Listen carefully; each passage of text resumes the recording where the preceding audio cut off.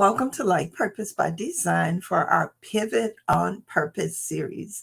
Are you ready to experience a turnaround in your journey to life success? Have you reached a point where you say, you know what? Making excuses or accepting status quo is no longer an option. Well, at our Pivot on Purpose series, we are inviting speakers who can share their journey of making a strategic decision to align their actions with their purpose and with their core values. On today's series, we have a very special guest, VaLinda Miller. She's the owner of the Turning Page Bookstore. Join us so that you can hear her pivot to purpose story.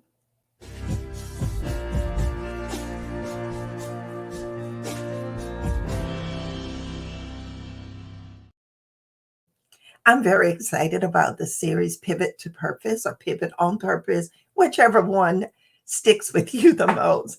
I am in a season where I'm having to make strategic decisions in order to change what I'm doing, to be totally transformed in the approach that I'm taking for my personal life, my business life, and my community involvement life.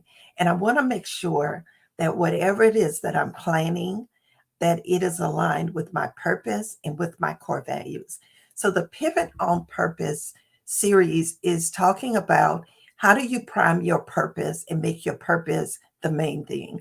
How do you ignite your faith? How do you value your uniqueness, your God design? How do you optimize the opportunities that are presented to you so that you can live out your purpose and live empowered on purpose? And last but not least, taking time to celebrate the wins along the way. So some checkpoints for, this pivot on purpose journey is John F. Kennedy says, change is the law of life, and those who look only to the past or the present are certain to miss the future. So 3 questions I want you to consider as you engage with us today. Where am I today? Where am I headed? And how will I get there? Because what's most important is that we don't need to fear failure, because we need to fear being in the exact same place next year as we are today. So, as we begin today's conversation with our guest speaker, I want you to think about, do you need to pivot? So, pivot is a change with purpose. It's not change just for change's sake. There's a purpose for which you are making that change. So, your personal pivot is defined by me as a strategic decision to make a fundamental change in your life directions while keeping in alignment with your purpose and also with your values. And so, again, when we think about pivoting, we are priming our purpose, we are igniting our faith, we are valuing our uniqueness, we are optimizing the opportunities that are given to us, and we're taking time to celebrate. So, I want you to join me in welcoming our special guest, VaLinda Miller. Hi, VaLinda.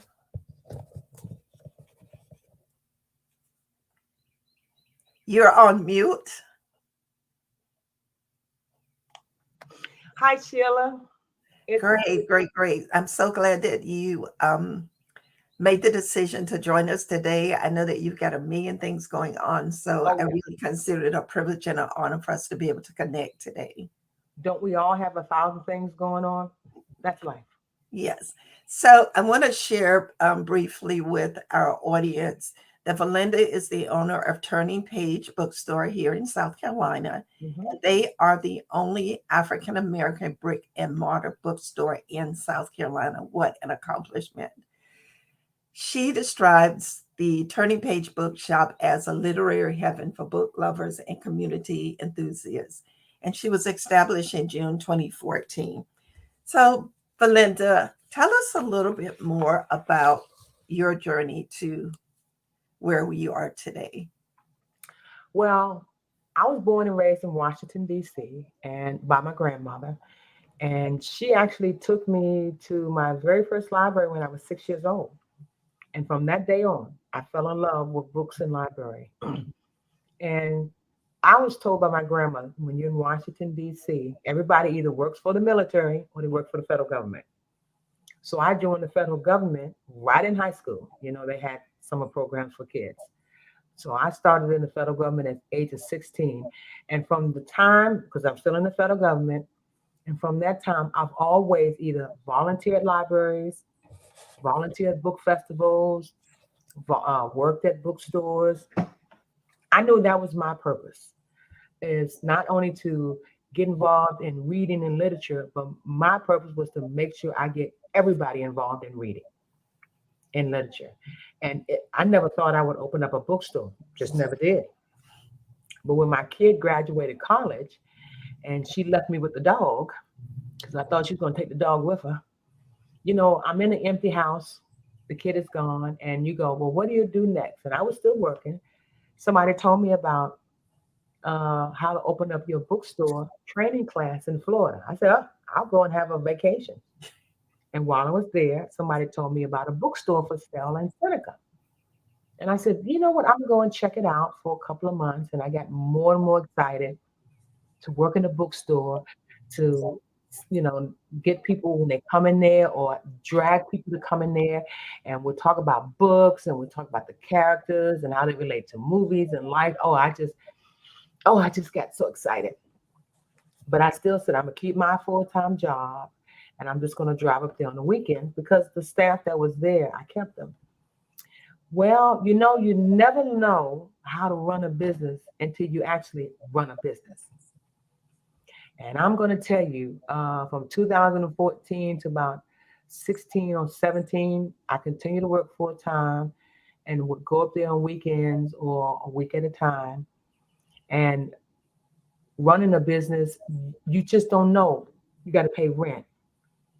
You got to pay payroll. You got to buy the inventory. You got to buy the electric and the gas and the recycling bin and the trash bin. I just went, oh my God, what have I gotten myself into? The old staff left, and my friend who was going to church with me, Northwoods, lost her job. And I said, well, I have a small apartment up there. You can work in the bookstore. I can't pay you much. And because she lost her job, and she said, I need something different, she left. I think I talked to her in September of 2016. And I said, I'll give you a month to think about it. 2 weeks later, she called me up. She says, I'm packed. I'm ready to go. She went up there and she started helping me change the environment of the bookstore there. The way they used to run bookstores and run small businesses, it just didn't align with me. And as somebody who's a Dave Ramsey follower, it just didn't align. And so from the time Erilee got there, we hung in there for 2 years. And I said, okay, it is now 2019 December. I don't think we can do this no more, Erilee. I think it's time for us to go. And so we got ready to go. And we just had big sales. And if we weren't able to sell anything in that store, we gave it away. Oh, wow. I just wanted to make sure I had one truck, one U-Haul truck to take everything back up to Goose Creek.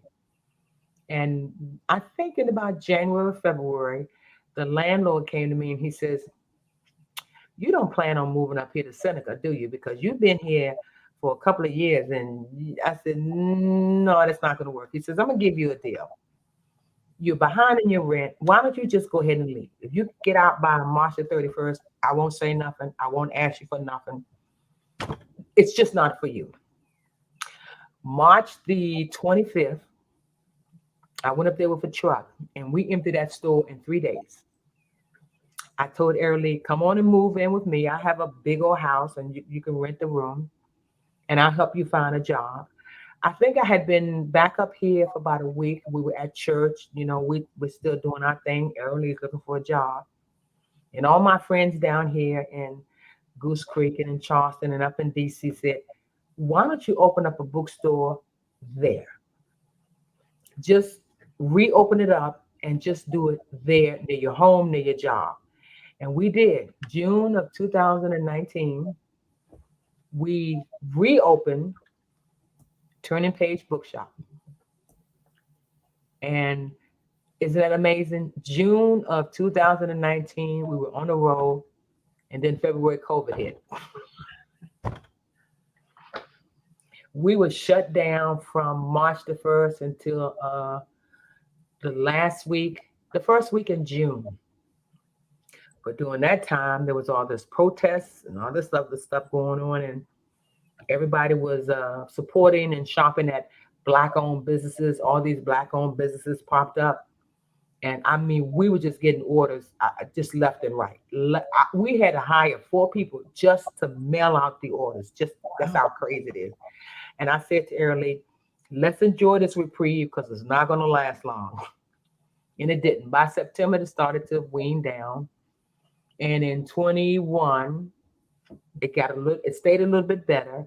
22, we had to leave where we were at and move up the street because the building we were in, it had some air conditioner problem. We just moved up the road and we kept going and kept going. And it was still rough. It was still rough running a small business. I'm still working full time, but Airly is working there full time at the store. And luckily for us, when she was in Seneca, she didn't have very good health insurance. Got up here, we got her good health insurance, and she got her Social Security. So she finally had a retirement and a good health insurance.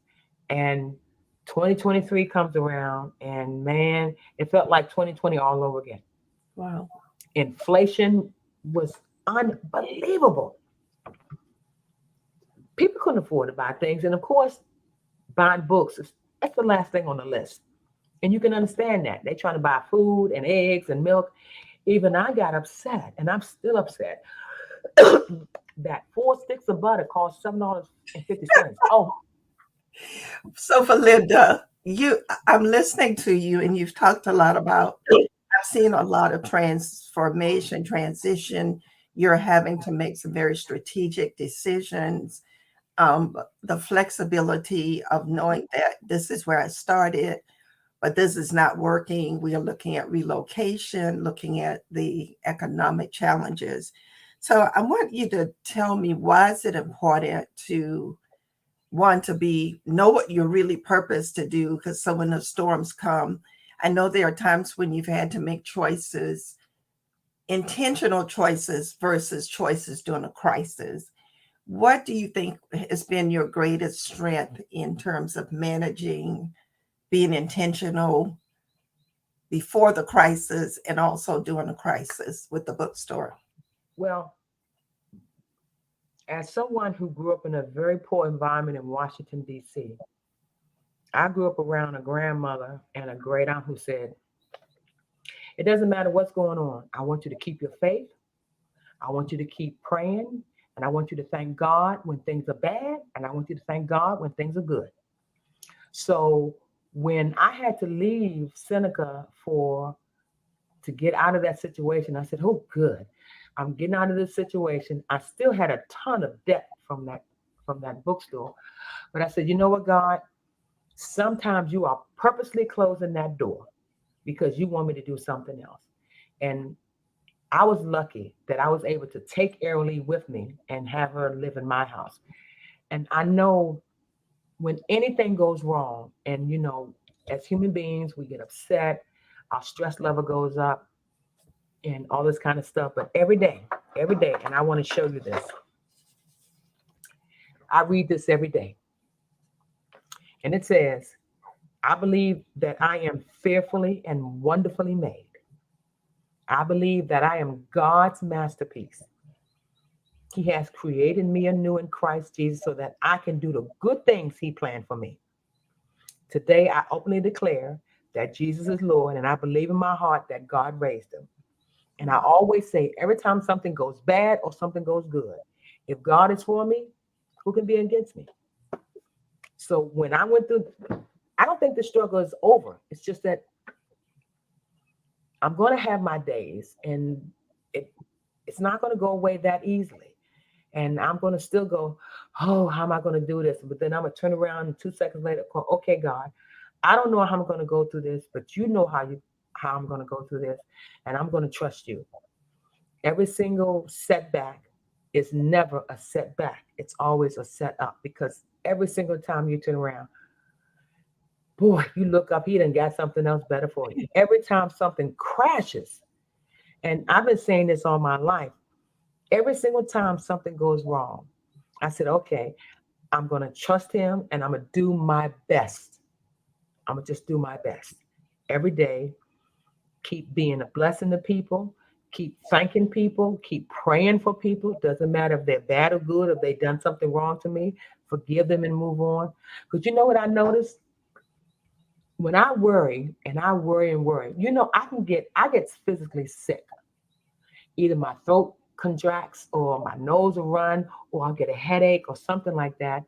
And it's like God is saying, I thought you gave this to me. Why are you opening up the door again? Didn't you just open the door and threw it in there? Why are you opening up the door? And I go, you're right. Do the best that you can, and I will take you on the rest of the road. Just do your best. Just one step. Don't give up. One step. My daughter gave me a pillow cover that says, and I have it pasted on the wall, never give up. The bottom line, if God is not giving up on me, why am I going to give up? Well, when I first met you at our local church, you had been sharing. I think you've either were on your way to a conference, book conference, or you were on your or had just came from it. And one of the things I noticed about you that have been consistent is just the passion and the vision that you've had. And when that vision turned into becoming a bookstore owner, whenever I talk to you, that was like at the forefront Hmm. of sharing that passion. I was greatly encouraged because I think it was near the same time or right after the same time when I released or published my first book. And I just remember you being such an inspiration and such an encouragement. And no matter when I see you, you always ask me the same question: how are all those books that God has purposed for you to write coming along? And so God sometimes have your our paths cross, even though very infrequently, as just that um, influencer. You're not even a motivate. You're an influencer to help me to keep my Thank you. eyes on the goal. But what I love about you most is that you are living your dream and your vision, but you also inspire others to Oh, live yes, things on purpose. yes. Because some God said people, you can't have a gift and not share it because He yeah, said, what did I give you the gift for yeah. if Because you don't sometimes share? when we meet people who are very busily trying to do them, and I'm not saying things wrong with that, that they struggle to be able to pour from the overflow or to even Mhm. realize they do have an overflow that Yeah. they can offer. So how do you create balance just to change when you're thinking about your vision, what your values are versus the ongoing trends in the book industry or the bookstore industry? How do you stay true to your values? Well, I have learned something from running that business the first 4 years. Um, I believe, like Dave Ramsey says, you cannot run your business successfully with debt. And even up to this day, I'm still paying off some of that debt from those first couple of years. But I can honestly say, and I did it, everything that's in that store is mine. I don't owe nobody nothing on it. Whatever's in that store today is mine. When we buy stuff, we work very, very hard to pay cash because I know anything can happen at any time. Anything can happen. And you have to be prepared. And to me, being prepared means, okay, God, I want to do this. I'm going to ask you, what do you think? Because I know if I get his approval or if he's saying, you know what, I can do that, I know I'm going in that right direction. But if and I know he knows how to knock you down, and says, I didn't tell you to go that way. I thought I told you go over here. And so what I'm trying to do is not only encourage people to do what's in here, what's in their heart, but don't worry about what's going on in the rest of the world. I don't worry about what's going on in the publishing business because ever since COVID, everything is everything is doing this, everything. I worry about what I like, what God likes, what I have always been taught, what my grandmother has taught me. I don't care what kind of crazy books you got out there. I know the books that fit me. I know the books that fit my store. I'm going to sell books and sell things that fit my pattern, fit my lifestyle, not somebody else's lifestyle, not what the publisher said. Well, you should sell this book. No, I don't want to sell that book. Probably because my customers are not going to buy it. And if they're not going to buy it and they tell me they don't want to buy it, why am I going to waste my money? I want to sell books to get kids to read. Okay. Somebody said, well, you know, my kid only like graphic novels. That's not reading. I said, that is reading. They are making the graphic novels even better with the pictures and the words and they're becoming paragraphs, they're becoming chapters because they know some kids are not interested in reading. So they figure out a way to encourage them. When people come into the store, early night, we don't get up and say, what do you like to read? We get up and say, what do you like to do? You know, what's your interest? And we'll find the book that fits your interest. I'll give an example. An older white gentleman, I would say he was about 80. He came into the store, he said, because his wife was in the store next door, two doors down. And he said, my wife just told me to come in here and, you know, look around. I said, well, tell me about yourself. And I started talking to him. And I sort of picked up, I said, you must be a John Wayne fan, Rifleman, The Big Valley, Saying Gray. And he gave me a look like, what? You know about that? I said, yeah. So we went to the used book section because I have a section in the used book called Zane Grey. And Okay. I picked it up. And I said, why don't you sit down and just go through a few paragraphs, a few pages of this book? Just have a seat and we'll get you something to drink, you know. And he was sitting there. He said, it's a old paperback. And he said, how do you know about Zane Grey? I said, I grew up around an environment where they read everything. They read everything. And that man left that store. He took all my Zane Grey books. Luckily, we're getting more. But he spent $100 in there. But you know what I really loved about it? He left the store saying, you know, this is why I like to shop in certain areas. It's people like you. You're not trying to push something on me. You're trying to find out what makes me comfortable. You know, what my interests are. You thinking about me as the person. And you know, that's what God says first, right? Don't think about yourself, think about the other person. Right. Love your neighbor, love the world, and love yourself. You always got to think about the other person. So, as we're wrapping up, is there anything else you want to share about the Turning Page Bookshop? Well, like every small business in the world, we're struggling. We do have a GoFundMe out there, how to keep the bookstore open. It's on the GoFundMe. And you know, we're asking for about 30,000. We've so far gotten about 6,000, but it's not even just the people giving out money and contributing that. We've actually got letters from people that say, I don't have any money to give you on GoFundMe. I don't know how to do that, but I wanted to say thank you for trying to keep your bookstore open, trying to keep literacy going. Another man came into the store just Thursday. He says, I cannot afford to give you anything, but I have a whole library in my house I would love to give to you as a used bookstore. It filled up one of our rooms. We're still going. This was just last Thursday. It filled Wow. up our room. So it's not people giving money. It's people coming in there and saying, another man came in there 2 weeks ago. He brought $20 and he gave Lee $120. She said, sir, you gave me too much money. He says, no, take the $100 because I read on your GoFundMe, you're trying to get $1,000 worth of books for kids to just give away. Add that to the pile. Wow. It's not just the GoFundMe. They're coming into the store and they're emailing us and they're writing letters saying, keep going, keep going, keep going.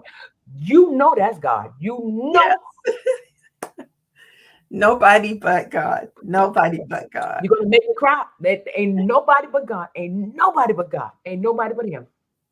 Ain't nobody but Him. And that's when I fall down and I see these things come up. I said, yep, Lord, you're telling me this is where I'm supposed to be. Yes. Well, and I want to encourage people to visit the turningpagebookshop.com website. Yes. Um, on the website, you will also find out information about the GoFundMe campaign.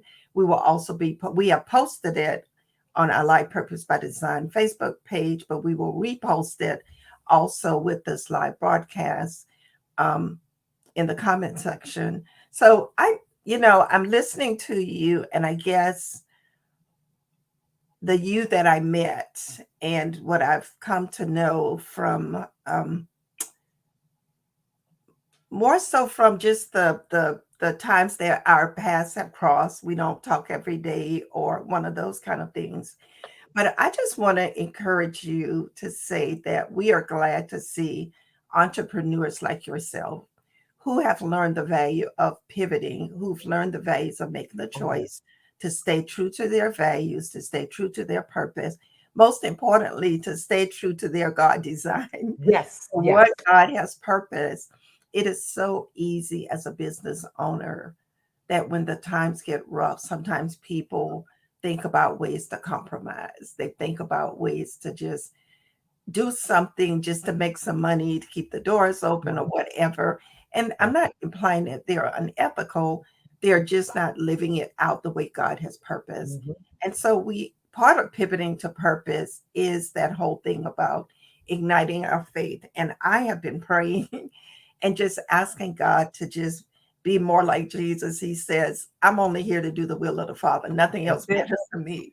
And that's my pivot to purpose moment that I'm in. And some days it looks on track more than Mhm. others, but like Yes. you said, that you can't look at trends and you can't always pay attention Mhm. to all the stuff that's going on around you in your environment. You got to know what you know that you know what God has purposed you to do. Like God said, don't be of the world. Don't be in the world, but not of the world. Yes, There's a difference. yes, yes.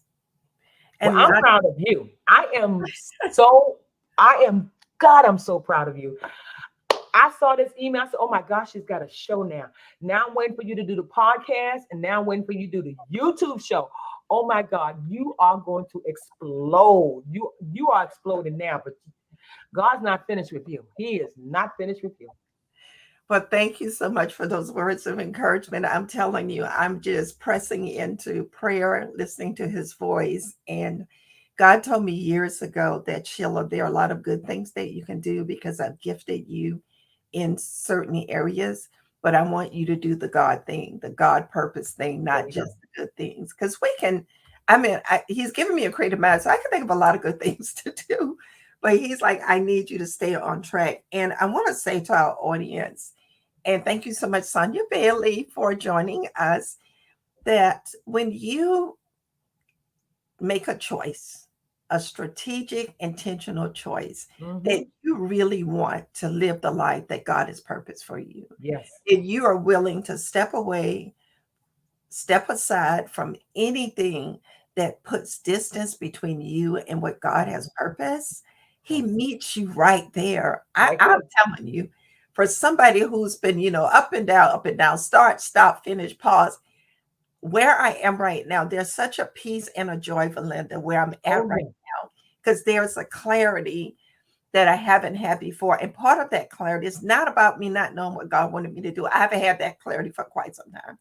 The clarity is looking on the inside and owning up to all of the excuses that I've made, Yep. all of the settling for less than what God has purposed. That's So right. my clarity has been taking ownership for Mhm. the places that I felt like I fell short. It wasn't because God was short. His arms are not short. Oh no. No. And so I want to just encourage everyone who's listening to this that when we make the choice that we're going to just trust God, we are going to trust God. You have Remember, to. He created us, He knows the beginning from the end. Yes, We he know does. that. Yes, And he when we does. can trust Him in that. And so I want to share, before we close, I want to share a scripture that I think is so on point for Okay. our discussion. And then, Belinda, I want to have one or two more discussions with you. And that scripture is Isaiah 43:19. Mhm. It says, listen carefully. I am about to do it. Mhm. Now it will spring forth. Will you not be aware of it? I would even put a road in the wilderness and rivers in the deserts.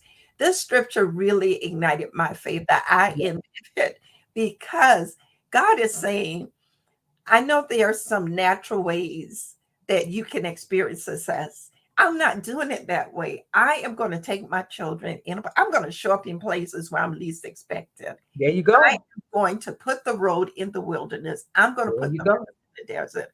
I will be the one who will pour out every single thing that we need. The dry places, no more. The places where we don't know what the path is, which path to take. He's saying, I'm going to show you. You Yeah. don't know because you haven't been this way before There because you I'm go. doing a new thing. And so when I think about when God gave me, the word pivot, and he told me that Sheila, you've been doing a lot of mediocre, menial stuff during prime time. You make a plan to get up early in the morning to work on your assignment. But guess what? You decide, well, I'm going to do a load of laundry in between that. You're putting, you're disrupting hearing from me. You're disrupting the flow when I'm speaking, when I'm downloading. So today we wanted to encourage you through VaLinda sharing her story of priming your purpose, making your purpose the main thing, Yes. igniting your faith. Ignite your faith. Stop Oh yeah. trying to figure all this stuff out. Faith is going to take you a lot farther, deeper, wider Mhm. than our good plan, our brainstorming sessions. Yes, Nothing it is. wrong with those things, but if they are not layered in faith, they will not, they will return void. Thirdly, value your uniqueness. God had you to be fearfully and wonderfully made for Yes, he did. your unique design. There are millions of authors, but guess what? No one can write the books that he There has you go. for me to There write. you go. There are lots of bookstore owners, but no one can fulfill the mission and the vision that VaLinda is fulfilling. In her And so community. as you see people experiencing favor, part of that is, we're not doing it perfectly, but we're saying, God, we're going to bring you whatever it is we got, and we're just going That's to it. show up and you're going to do the That's rest. it. And then optimize the opportunities. VaLinda, I love that you shared your successes as well as your challenges. Oh yeah. You said, I got to relocate. I got to move. I've been challenged to go from, in-person women events to doing things virtually. And that's kind of how all this started birth. And it's not that I'll never do it in person. We're going to do some in person things in 2024. But look at the reach that we can have when we do things Oh online, yeah. Oh yeah. and then take time to celebrate the wins. God is a God of celebration. Every day. Every Right. day. That's why Genesis says, and it started with creation. He did what he had to do, and he said, it is good. So I want to encourage everyone that's listening that as you go on this journey of pivoting on purpose and Yes. pivot to purpose, we can be purposeful and intentional and not really maybe like being standstill, like I've made up my Mhm. mind about this, but we got to put that intentionality into actions. So I want to encourage you with some words that God gave me a while back. And so if you're at that place where you feel like I've heard everything that you and VaLinda said, but I'm just not feeling it, I still feel stuck. Let me encourage you with these words. You have made more progress than the problems that you have battled. Oh yeah. You have advanced more than you have backtracked. Your victory lap is right around your expectation to succeed Seed on on purpose. purpose. And again, the most important thing that you can do is make a decision to pursue your God given purpose. Mm-hmm. Pursue your God given purpose. There are other things that He will allow you to engage in, be involved in, but Oh yeah. first and foremost, it's got to be about purpose because our purpose is what gives Him glory. Yes. Yes. It's Yes. what glorifies Him. Yes, it Hi, is. Angel. Angel, I'm glad to see that you've joined us. I've always so encouraged also by the things that she's doing online also. And I just want to thank you, VaLinda, for No, thank you. sharing your space and your time with me. And I'm telling you, I spent this morning working on the books. I just want to tell you that. And I have intentionally set aside 3 to 4 hours. I've reserved a room at the library so I won't be home and be distracted trying to do laundry. Yeah, yeah. I am pivoting on purpose. I'm putting myself in the space that I need to write the books, to get the, and God will be the publisher. I'm like you, I ain't thinking about the budget. I'm not thinking about none of that. Nope. I'm going to finish the work and God will open the door. And my job is to optimize the opportunities that He's given me. And Yep. He We're given waiting for the books. yes. We're waiting for the books. Okay. Well, we're going to be, and I'm going to encourage our listeners to definitely be praying for the Turning Page Bookstore and all the things that God is planning in purpose, Thank you. and praying specifically for the GoFundMe campaign. And if you are encouraged to make a donation to the Turning Page Bookstore, I want to encourage all of our listeners to do that. Share the link with others, even if you may not be able to contribute. Maybe you can just share the link with others. But one of the most important things you can do is pray. And Oh, everybody yes. can do that. Pray. The prayer of faith. That's the biggest thing because you know what? He's going to take care of it. Yes. It's And in his so hands. I do want to acknowledge Angel's also saying, I want to write a book as well and share my testimony with others. Angel, let's do the thing. Let's just go ahead and make up our minds that we're going to make writing Write the book. for Write the book. 2024. It may not be finished in 2024, but we are going to put in the work. We're going to do what we've got to do. So I just want to thank you again, VaLinda, for joining us. Thank you for everyone who Thank has you. tuned in live and everyone who's watching it on replay. So thank you for joining us here at Light Purpose by Design. I want you to stay tuned to, I am very interested, and God has given me a vision to just get some women together. And it's going to be like a pivot on purpose mastermind group where we're going to stop hitting pause on everything. And this is going to be an environment and a community where we can come together virtually and also for the local people in person. And we're going to share the dreams and the visions that God's given us. And we Yes. are going to help each other go forward on purpose by pivoting to purpose. That's Thank you right. for joining us here at Light Purpose by Design. Be blessed. And we will see you for our next Pivot on Purpose series. Thank you. Thank you, Sheila. Thank you.